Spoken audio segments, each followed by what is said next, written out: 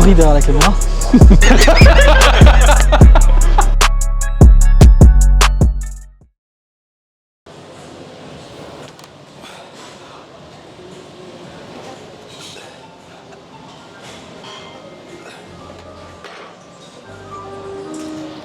Alors aujourd'hui on se retrouve au Basic Fit, rue Léon Gambetta de Lille.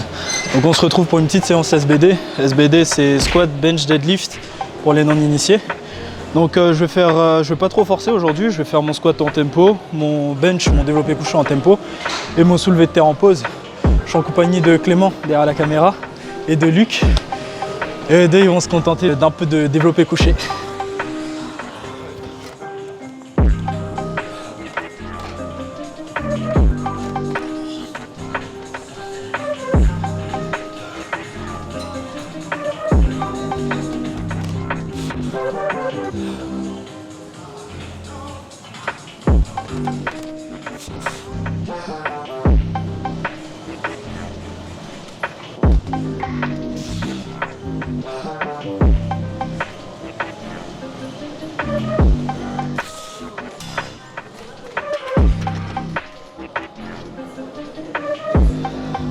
Le placement il est un peu différent car sur ces plateformes Basic Fit il n'y a pas le même sol, le même revêtement que sur les plateformes en salle de force et du coup ça glisse un peu plus mais bon ça va, ça passe, on s'adapte. C'est marrant parce que les SBD, les straps ils sont carrément moins longs. Mais parce que moi j'ai pris les petits. D'accord, ok. T'as plusieurs longueurs possibles du coup En fait j'avais la flemme de prendre les longs parce que je me suis dit si je passe genre 50 secondes à les mettre tu vois à chaque fois. Ok. Et puis je me suis dit est-ce que c'est vraiment plus efficace, tu vois, plus long? Je sais pas. Peut-être que c'est plus facile pour certains d'englober vraiment l'articulation du poignet. Parce que bon bah y en a ils mettent trop bas et d'autres ils mettent trop haut. Donc là on est au niveau du développé couché et on met des élastiques sur le banc plus un tapis de gym. En fait c'est tout simplement pour éviter de glisser. Parce que lorsqu'on le fait on va dire d'une façon où on cherche à faire de la performance, on va mettre énormément de tension et on va facilement glisser sur le banc. Parce que quand on va s'installer, on va pousser horizontalement dans le sol et donc on peut facilement se retrouver en arrière et glisser. Donc là je place mes jambes, je pousse et ensuite juste avant de commencer à faire le mouvement, j'active les dorsaux, je descends et je remonte. Bravo. Bon là il était pas très bon mon développé couché parce que je pensais à d'autres trucs, mais voilà c'est ça dans l'idée. Pousser horizontalement dans le sol, comme si en fait quand on était assis sur une chaise de bureau, on essayait de reculer avec les roulettes. Après il y a une force d'opposition. On fait le mouvement avec les roulettes? Bah, en fait quand on est assis dans une chaise de bureau, quand on essaie de se faire reculer, on fait ça. Et là c'est la même intention, lorsqu'on est au développé couché, il ne faut pas pousser comme ça dans le sol, mais vraiment horizontalement. Après du coup, il y a les trapèzes qui sont ancrés donc dans le banc, et c'est vraiment la force d'opposition entre les jambes qui poussent dans ce sens-là, donc il y a une contre-résistance qui va vers là, et les trapèzes qui font une opposition. Et c'est ça qui fait la mise en tension de la chaîne postérieure. Et les fesses, elles touchent juste le banc. Il n'y a quasiment aucun contact avec. Je vais refaire une rep pour montrer. On est là. Et là, je pose juste les fesses, mais il n'y a quasiment aucun point de contact.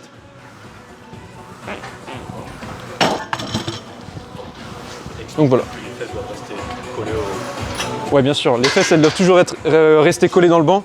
Si elles se décollent, bah, c'est no lift et le mouvement, il n'est pas validé.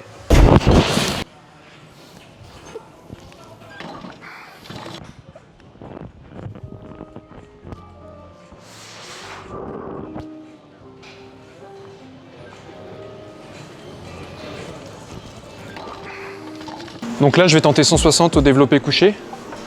C'est une barre qui, normalement, j'arrive à passer en single.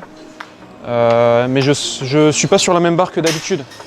Là, c'est une barre qui est assez fine. D'habitude, je suis sur les barres qui sont un petit peu plus épaisses. Il n'y a pas tout à fait les mêmes repères, notamment au niveau des bagues. Donc, on va voir ce que ça donne, mais normalement, ça devrait passer.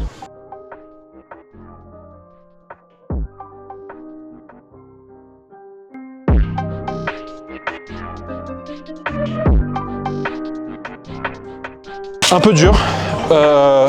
C'est pas ma meilleure, on va dire mon meilleur ressenti sur la barre à 160. Mais bon, c'est pas trop mal. Ce que je vais faire du coup, c'est là je fais un top set, enfin je viens de le faire à 160 et je profite de cet effet de potentiation pour ensuite descendre à 140 kg et essayer de faire une petite performance. Donc je pense qu'à 140 kg, en max rep, je dois être à 6-7 reps. Donc là, je vais faire 2 séries à 140 et puis on va voir ce que ça donne. Voilà. La galère de tous les powerlifters. Mettre les genouillères. Tu vas faire de M. De M. Ouais. Ok. Ça va.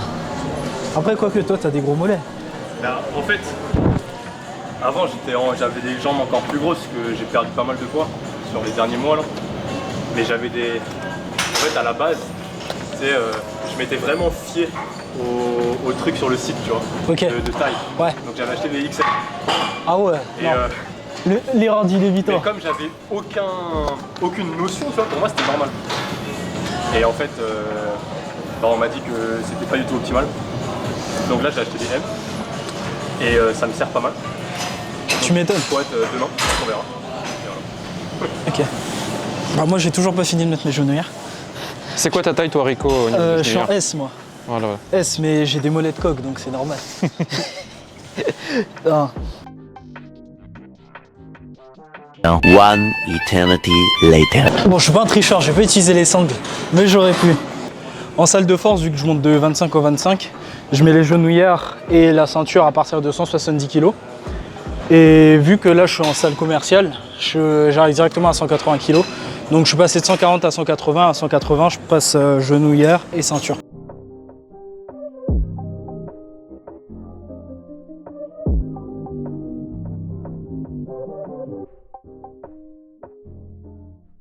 Le plus dur en fait c'est de stabiliser la barre.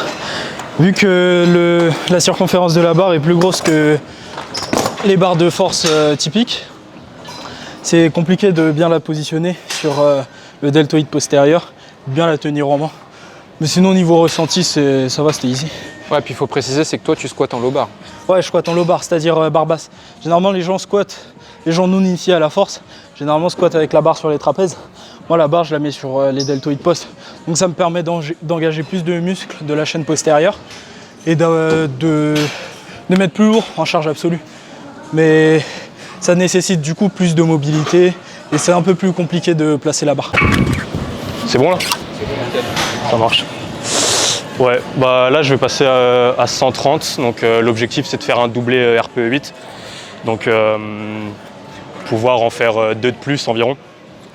Donc là c'est comme la reprise, comme la réouverture de salle, j'ai pas encore trop de repères. Donc je monte doucement et on va voir ce que ça donne.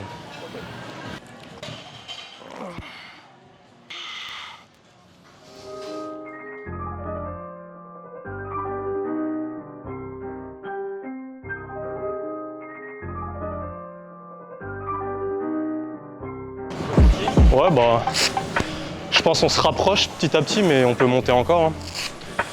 On peut monter encore, on verra. Monter à 140 serait cool. Après, on va y aller petit à petit. 135 et petit à petit. Allez, 140 kg. C'est ça, 140. Maintenant, je sais pas la Ouais, 2-10 de chaque côté. Ouais, c'est ça. On est bon. Il nous fait pas confiance. Jamais.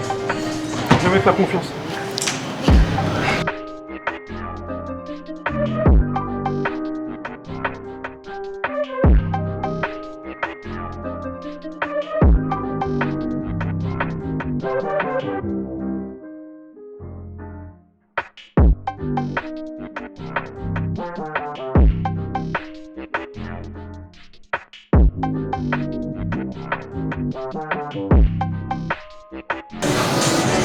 C'est quoi, 5? 5, ouais. 5 quoi. Je me voyais en avoir une ou deux de réserve, mais je ne préférais pas forcer parce que j'en ai une deuxième à 140 à faire. Mais moi, mon plus gros défaut, c'est que j'arrive à bien me mettre en tension sur les premières répétitions. Donc c'est assez facile d'avoir mes placements et mes repères, mais je les perds très rapidement. En fait, mon mouvement, il a du mal à se standardiser entre la première et la dernière rep. C'est pour ça que je pratique pas mal de développé couché dans la semaine. Là, c'est ma 3e séance de la semaine.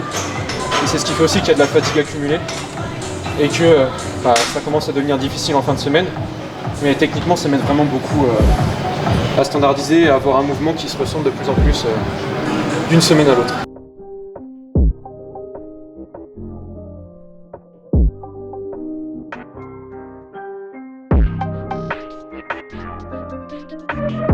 pas 8 là, si? C'est bien là. Pas 8 là, si? Ah, peut-être 7,5. Allez, on en veut 5. Une. Pouce dans les jambes, tension, tension. 2. Allez. Allez. Allez. 3. Allez. 4. Allez. Allez. 5. Le contrat est rempli.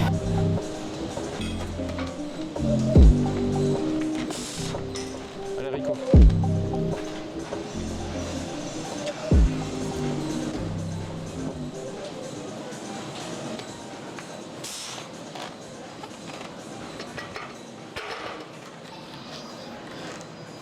Ouais, ça va, là, je suis plutôt simple. Je pense que je vais monter vers 235, 240. Et je serai bien. Ok. Là, ça va, j'étais large. Moi, j'ai mis 245 là. Mais vu que je squatte samedi, je retire 2,5 car je ne suis pas gourmand. Ce qu'il nous a pas dit, c'est qu'il vient de faire une rep à 3,15. Mais... À la presse, peut-être. Comme on dit, les perfs à la presse à cuisse, c'est comme la mention brevet, ça compte pas quoi. Ça n'a pas de valeur. C'est quoi cette citation là? Tu connaissais pas? Je connais pas. Je te jure, il y a des mecs qui disent ça. Enfin, il y a peut-être que moi qui dis ça, mais... T'as eu quelle mention au brevet? J'ai même pas de mention, tu sais. La haute, c'est pour ça que tu dis ça. Ouais, c'est vrai. C'est juste pour me trouver une excuse. Et par rapport à du calibré dans ta salle à Uskov, t'as l'habitude. Tu sens des différences, par exemple au niveau de la stabilité, du ressenti? Alors il faudrait que je fasse plusieurs semaines à Basic Fit pour dire ça. Ouais. Mais là j'ai l'impression que c'est plus lourd. Mais c'est certainement parce que je suis pas habitué. Ok. Et je pense qu'à long terme, si tu te mets longtemps sur du calibré et longtemps sur du Basic Fit, bah, je pense qu'à long terme le calibré est quand même plus lourd. Ok. Et tu penses que par exemple, on peut facilement concilier les deux? On peut quoi? On peut concilier les deux, il n'y a pas beaucoup de différence Ouais, concilier Basic Fit et calibré, je pense que c'est possible. Par contre, ce qui est plus compliqué, c'est de concilier les squats haltéro, les Ouais. squats avec barre souple plus bumper Ouais, ok. et le squat calibré. Parce que le squat avec barre souple au-dessus de 260 kg, je monte pas. Alors que tu vois, je peux monter jusqu'à 300 sur squat avec fonte. Ouais, donc s'il y a vraiment une différence, le conseil qu'on peut donner, c'est précisez-le dans votre programmation si vous vous entraînez dans une salle calibrée ou pas du coup. Donc calibré, c'est les petits poids que vous voyez dans les compétitions de force. Ouais. Les petits poids, ils sont fins mais très denses. Tandis que les bumpers, c'est les poids comme ça en gros. Les poids comme ça, ils sont très larges.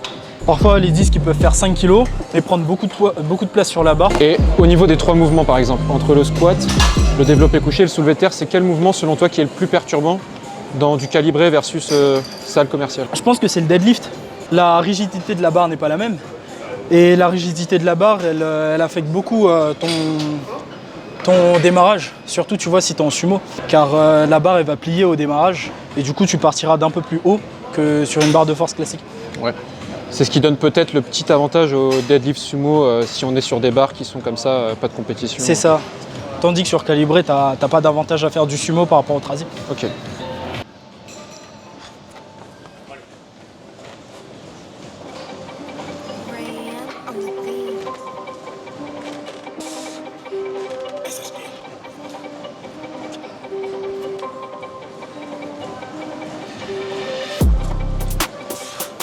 Allez, facile.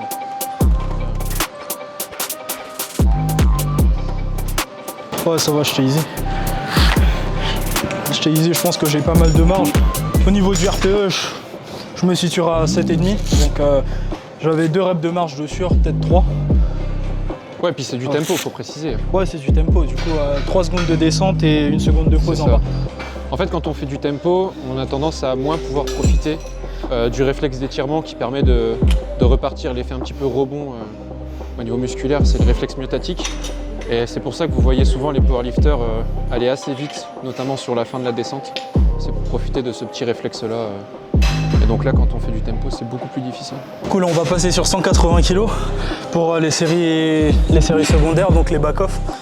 Et pour taffer en 3 reps. Donc ça va faire 3 séries de 3 reps, 180 kg, toujours en tempo. Ok. Ah, tu te la touches quoi.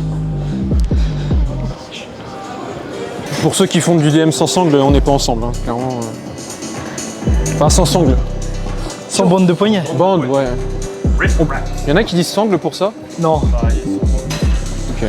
Tu viens de le traiter de con là tout de suite. Non, parce que Face caméra carrément. c'était une question. Il a demandé est-ce que c'est des cendres. J'ai dit non. Ce sont des choses qui arrivent. Utilisez les bons terres. De toute façon, déjà, t'as pas parlé anglais, donc c'est pas les bons termes. Pas compris. Est-ce que vous connaissez l'expression être un yes life? Ouais, vous oui. connaissez. C'était pas très populaire avant ça comme expression. Hein. Bah ça l'est toujours pas. Ouais. Bah, on connaît tous les trois quand même. Non, on connaît, mais enfin, j'entends pas trop de gens bah, c'est dire ça. ouais, je suis un yes life. Genre quand ils se présentent. Salut, je suis un yes life. Tu fais quoi dans la vie? Je suis un yes life. Ah désolé mec, je suis un no-life. Il me faut rire à chaque fois dans ma série. Bon allez. Nous te rappelons que le port du masque est obligatoire lors de tous tes déplacements dans le club. Merci de ta compréhension. Ton équipe. Je crois qu'il y a des bruits de paix. Les enfoirés. Je te jure c'est vrai. Hein? Je te jure c'est vrai. De quoi? Il y a des bruits de paix pendant ta Mais c'est parce que avec ma bouche je fais Ouais la bouche. putain. Et je l'entends en plus. C'est dans l'oreille. Ouais, il y a des bruits de paix. Putain. J'étais bien parti pour en faire 7-8 là. Hein. Mais ouais, Peut-être même 15 je pense, mais. Mais ouais, mais je t'ai dit, je passe à 140. C'est de la faute à Rico ça. Pardonne-moi. Stan il m'aurait encouragé jusqu'au bout, mais au moins. Moi, Je suis désolé. Si je commence à gueuler, tu vas peut-être rigoler, mais ouais, ça va être de ma faute. On va Qu'est-ce qu'il y a dans ta gourde renommer RC Training Pro en Stan et Clément Pro. Donc ça ferait SC Training Pro.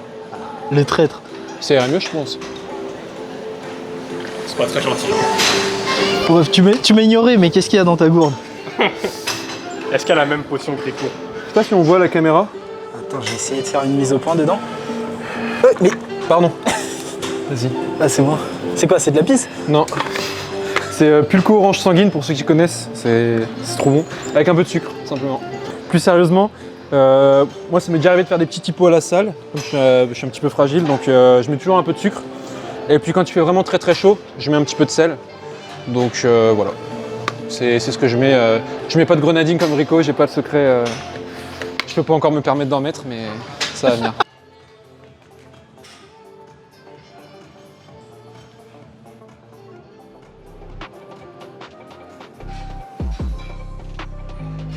Vous direz ce que vous en pensez en commentaire, mais c'est des demi-amplitudes ça pour moi. Elles sont pas valables tes amplitudes mec. Hein. Et il fait du hors-programme, il fait même pas bien le mouvement.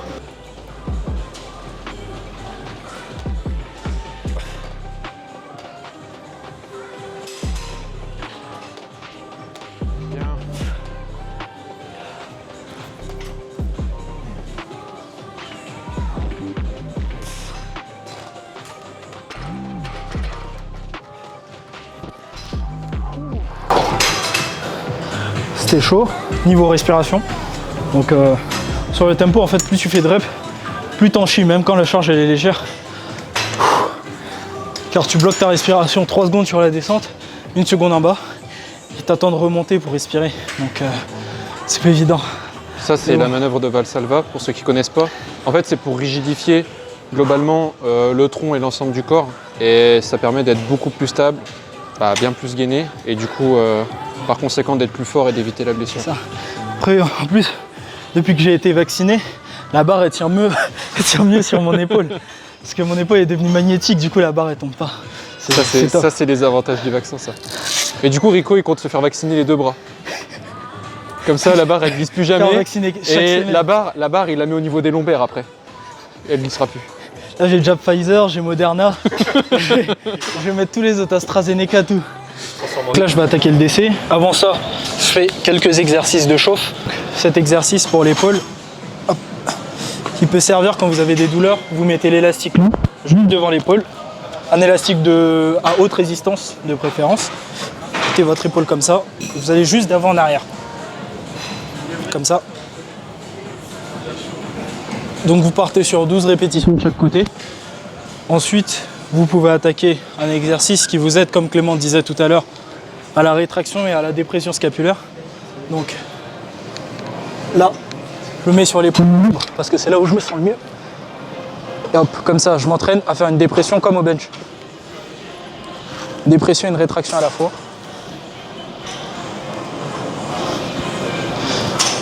Voilà, toute la difficulté du développé couché, en fait, c'est le placement et la stabilisation des omoplates. Donc, vous partez sur 10 reps comme ça. Ensuite, on attaque les séries barre à vide. Barre à vide, 60 kg, 100 kg, 140 kg, 160 kg, 180, etc. Ok. Je pose une question à la place de la communauté. Oui, monsieur. Pourquoi est-ce que tu descends aussi doucement lorsque tu fais du développé couché? Alors moi, c'est vraiment personnel. Il y a deux raisons à ça. Premièrement, car ça me permet d'accumuler plus de tension dans les jambes sur la descente. Car il faut savoir que je pousse énormément sur les jambes lors de la descente afin d'avoir plus de force au niveau de la claque et pouvoir repartir le plus fortement possible, le plus explosivement possible. Et deuxièmement, c'est simplement un problème de clavicule. Si je descends trop vite, j'ai une grosse douleur à la clavicule et j'ai du mal à enchaîner derrière avec une claque effective et je perds toute ma tension. Donc je descends lentement au développé couché. Toute l'importance d'individualiser le mouvement parce que par exemple Luc ou moi, on a tendance à avoir une descente qui est assez rapide, on accumule pas mal de tension, mais Rico c'est quelque chose qui lui convient pas du tout. Donc prenez le temps de trouver vraiment le mouvement qui vous convient. Et puis toi dans ton cas, il n'y a aucun enfoncement de la barre dans la cage thoracique? Non, je touche. Et quand je suis sur la claque, sur la pause, donc la claque c'est la pause qu'on fait sur le torse en force athlétique. Quand je suis sur la claque, je maintiens un maximum de tension. Okay. Et ce qui m'aide à maintenir la tension et maintenir la force dans la barre, c'est de pousser sur les jambes. Et dès que j'ai le go, je repars. Donc une petite seconde de pause et je repars. Mais là, à partir de 140, je vais passer sur vraiment des séries en 3 CT. Donc 3 secondes de pause sur le torse. Un jus d'orange le matin. Mais là, il y aura peut-être la nouvelle routine pâte au pesto là. Pâte au pesto, c'est ça. Après avoir découvert les pâtes au pesto il y a 3 heures. Le matin, c'est pas un jus d'orange, et l'après-midi, pâte au pesto. Donc là, Rico, il fait une adduction pour bien solliciter le grand pec. Et en gros, pour faire simple, être plus stable lors du développé couché et avoir une meilleure activation musculaire. 160, pour donner un ordre d'idée, c'est une charge où tu peux être capable de faire combien de répétitions En 3 CT, je sais pas. Okay. Mais en termes de reps, je pense que j'ai 8 répétitions. 8 répétitions. Ouais.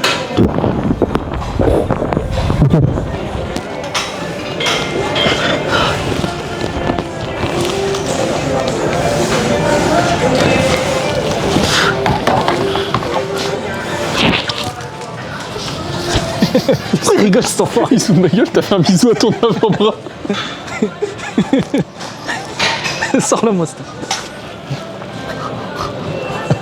Sors-le moi. 3.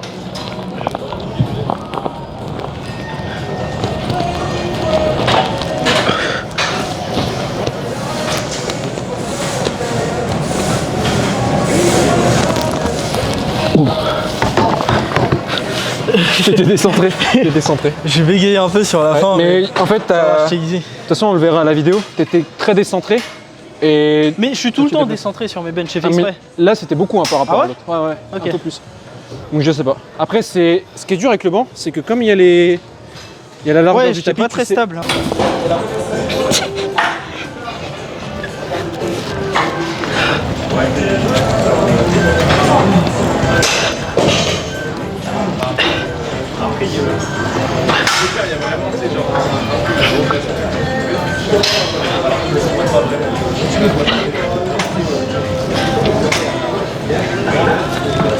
Vas-y. Bon, maintenant après le top 7 au bench et les 2 séries jambes levées, on va attaquer le soulevé de terre. Le soulevé de terre posé aujourd'hui, on va taper quelques séries à vide. On va essayer d'aller chercher un top 7, la série la plus lourde, RPE 5-6, c'est-à-dire avec 4 à 5 reps de marge. Let's go.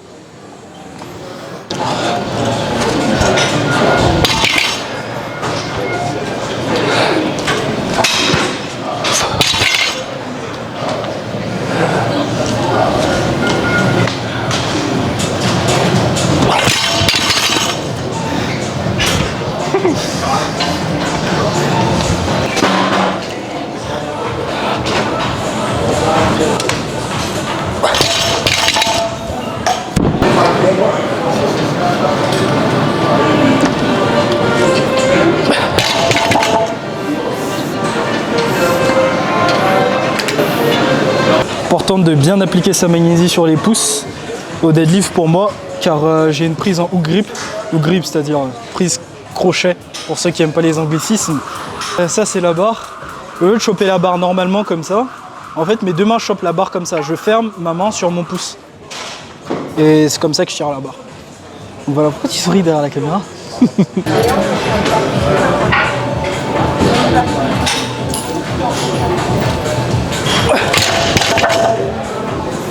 Je l'ai senti un peu plus lourde que ce qu'elle devait être. Ok. Donc bon, peut-être que c'est le changement de matériel aussi, tu vois. Donc bon, on va voir ce que ça va donner samedi et je vais m'arrêter là pour aujourd'hui. Ouais, fin de séance là. Fin de séance. Ouais, pour ceux qui savent pas, là, la séance, elle a duré, on se rend pas compte, mais elle dure depuis longtemps, donc c'est pas mal. C'est pour ça que les powerlifters, ils ont pas de vie.